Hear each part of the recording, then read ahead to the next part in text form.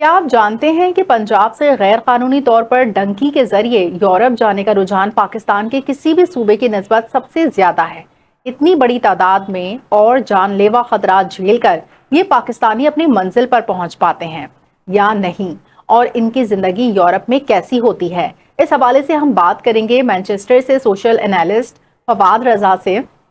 جو ہمارے ساتھ لائن پر موجود ہیں۔ جی فواد، کیا پنجاب سے یورپ ڈنکی لگانے والے اپنی منزل پر پہنچ پاتے ہیں یا نہیں؟ اور یہ کہ کتنا پیسہ یہ لوگ خرچ کرتے ہیں؟ بہت شکریہ افشین، مجھے اپنے چینل پہ موقع دینے کے لیے۔ آپ نے جو پوچھا ہے کہ کیا یہ لوگ اپنی منزل مقصود تک پہنچ پاتے ہیں یا نہیں، تو دیکھیں ہر سال پاکستان سے سینکڑوں کی تعداد میں، یہ آفیشیل فگرز ہیں، ان آفیشیل تو ہزاروں کی تعداد میں ہیں،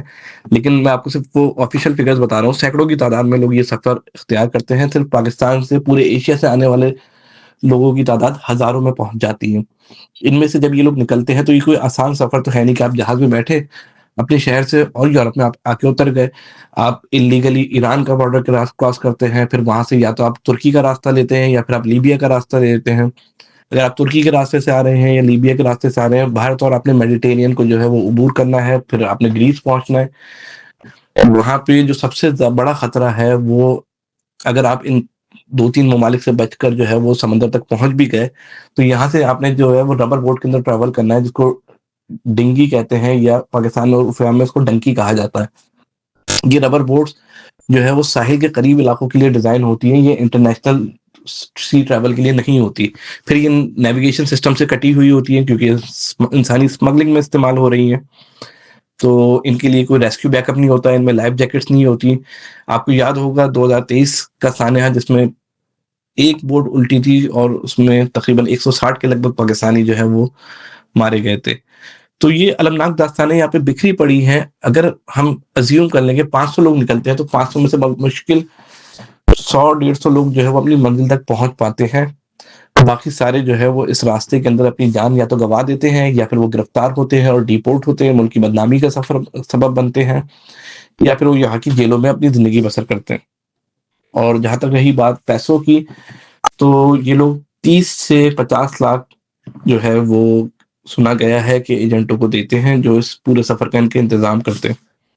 فواد، یہ بتائیے گا کہ پنجاب بھر سے جو لوگ اتنا پیسہ خرچ کر کے یورپ پہنچتے ہیں وہ وہاں پیپرز لینے میں کتنے کامیاب رہتے ہیں، اور پیپرز کے حصول تک انہیں اپنی زندگی کس طرح گزارنا پڑتی ہے؟ اچھا، یہ جو آپ نے پوچھا نا، یہ بہت زبردست سوال ہے کہ کتنے لوگ جب یہاں پہنچ جاتے ہیں، وہ جو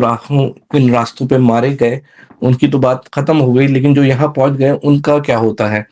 تو جب یہ اتنا پیسہ لگا کر یہاں پہنچتے ہیں تو پرانے وقتوں کی بات الگ تھی، پاکستانی جو ہے وہ اور دوسرے ملکوں سے بھی آنے والے، افغانستان سے لوگ آتے ہیں، سیریا سے آتے ہیں، ایران سے آتے ہیں،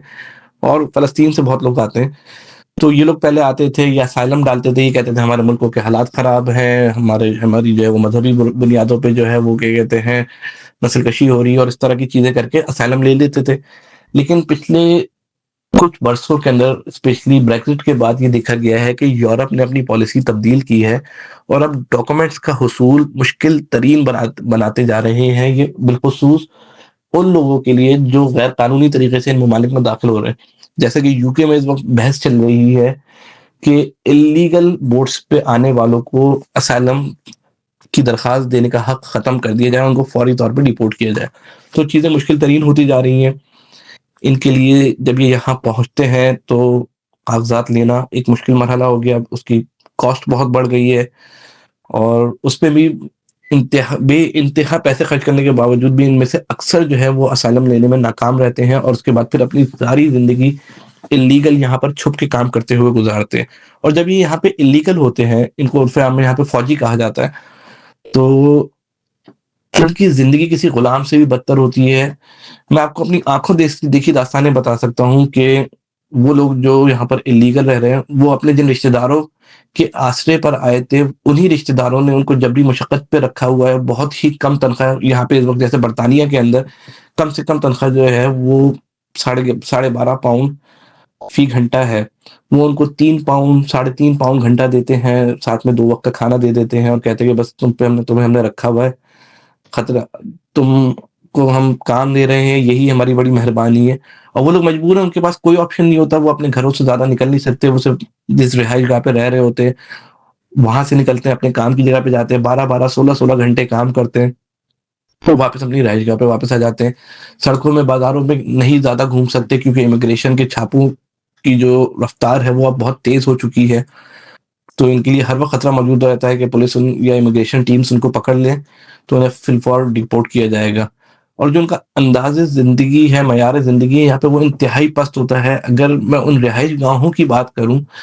جن میں یہ لوگ یہاں رہ رہے ہوتے ہیں، آپ یقین مانیں کہ یہ اپنے ملک میں، اپنے شہر میں، اپنے گھر میں اس انداز زندگی میں رہنا بالکل پسند نہیں کریں، کیونکہ دیکھیں ایک بات سمجھے، 30 40 لاکھ روپے جو شخص لگا کر آ رہا ہے وہ بالکل غریب طبقے سے تو تعلق نہیں رکھتا، وہ کم سے کم بھی مڈل کلاس یا اپر مڈل کلاس سے تو تعلق رکھتا ہے، اور اس کا ایک بہرحال معیار زندگی ہوتا ہے پاکستان میں، وہ ایک اچھی زندگی یا مناسب زندگی گزار رہا ہوتا ہے،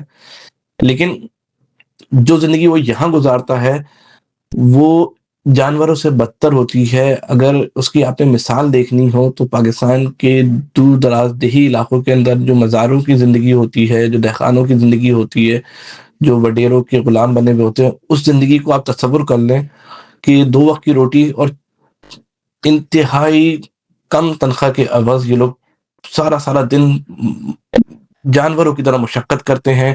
ان کے کوئی حقوق نہیں ہوتے، کوئی لیبر رائٹس ان کو نہیں مل سکتے کیونکہ یہ سسٹم کا حصہ ہی نہیں ہے، یہ کسی کو جا کے شکایت نہیں کر سکتے اپنے مالک کی، کسی حادثے کی صورت میں جو ہے یہ پراپر علاج معالجے کی سہولیات نہیں لے سکتے، اگر ان کی جو زندگی ہے وہ بالکل برباد زندگی ہوتی ہے، اور ان کی مجبوری یہ ہوتی ہے کیونکہ ایک کلچر ہے کہ لوگ وہاں سے آتے ہیں اور یا سیٹل ڈاؤن ہونے کی کوشش میں کرتے ہیں، تو یہ پیچھے بتانا بھی نہیں چاہتے کہ کس طرح کی زندگی گزارتے ہیں۔ اگر یہ لوگ یہ بات کرنا شروع کریں تو شاید پیچھے سے آنے والوں کو عقل آئے اور یہ سلسلہ اپنے اختتام کو پہنچے۔ آپ کا بہت شکریہ فواد۔ سوشل اینالسٹ فواد رضا مینچسٹر سے ہمارے ساتھ لائن پر تھے، جو ہمیں پنجاب سے ڈنکی لگانے والوں کے احوال سے آگاہ کر رہے تھے۔ اب تک کے لیے اتنا ہی۔ اوورسیز پاکستانیوں اور دنیا بھر میں دیگر کمیونٹیز سے متعلق خبروں اور بریکنگ نیوز کے لیے CCN کے YouTube چینل، فیس بک، ٹک ٹاک کو فالو اور سبسکرائب کر لیں۔ میں ہوں افشین قریشی اور آپ دیکھ رہے ہیں CCN۔